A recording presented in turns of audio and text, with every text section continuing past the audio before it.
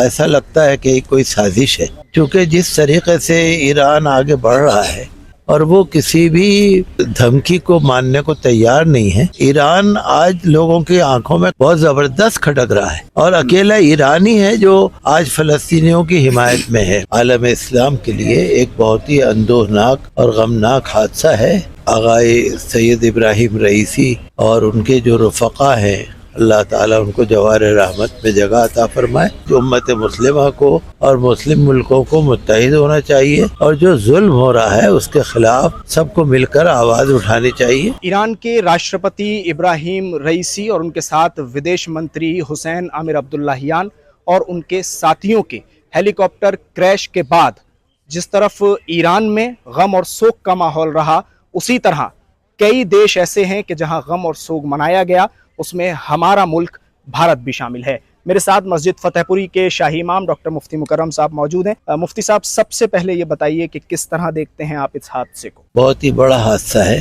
اور صرف ایرانیوں کے لیے نہیں، ایران کے عوام کے لیے نہیں، بلکہ پوری دنیا کے عالم اسلام کے لیے ایک بہت ہی اندوہناک اور غمناک حادثہ ہے۔ سبھی اس غم میں عوام ایران کے ساتھ شریک ہیں، اور ہم دعا کرتے ہیں کہ اللہ کرے کہ آغائے سید ابراہیم رئیسی اور ان کے جو رفقا ہیں، اللہ تعالیٰ ان کو جوار رحمت میں جگہ عطا فرمائے، ایران کی خاص مدد فرمائے۔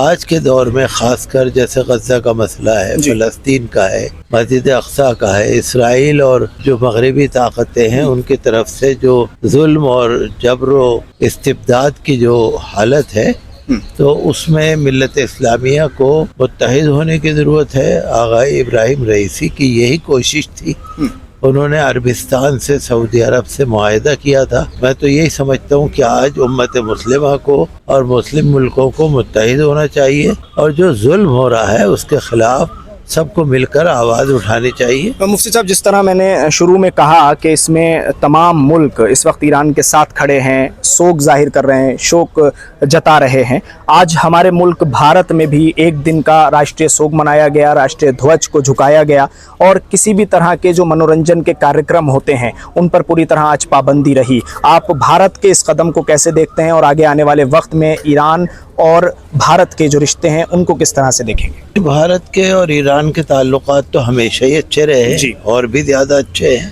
اور ابراہیم رئیسی صاحب کے زمانے میں اور بھی آگے بڑھے ہیں۔ ان کی جو طبیعت تھی، مل کر چلنا، متحد ہونا، ایک دوسرے کے سکھ دکھ کو سمجھنا، تو ہندوستان اور ایران کے تعلقات تو اچھے ہیں اور اچھے رہیں گے۔ اور یہاں پر جو ایک دن کا سوگ منایا گیا، یہ یقیناً ایک دلی جذبے کے تحت ہے، ہم اس کی قدر کرتے ہیں، اور ہم یہی چاہتے ہیں کہ امت مسلمہ پر اللہ فضل فرمائے۔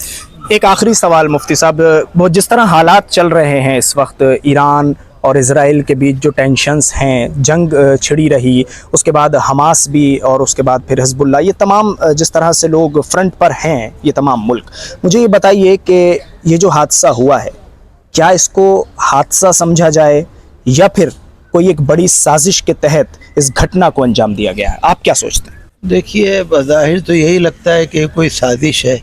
لگتا ہے آپ کو؟ ایسا لگتا ہے کہ کوئی سازش ہے، کیونکہ جس طریقے سے ایران آگے بڑھ رہا ہے اور ایران کا اثر و رسوخ بڑھتا جا رہا ہے، اور وہ کسی بھی دھمکی کو ماننے کو تیار نہیں ہے، تو اسرائیل بھی بہت زبردست پریشان ہے، اور دوسری طاقتیں بھی بہت زبردست پریشان ہیں۔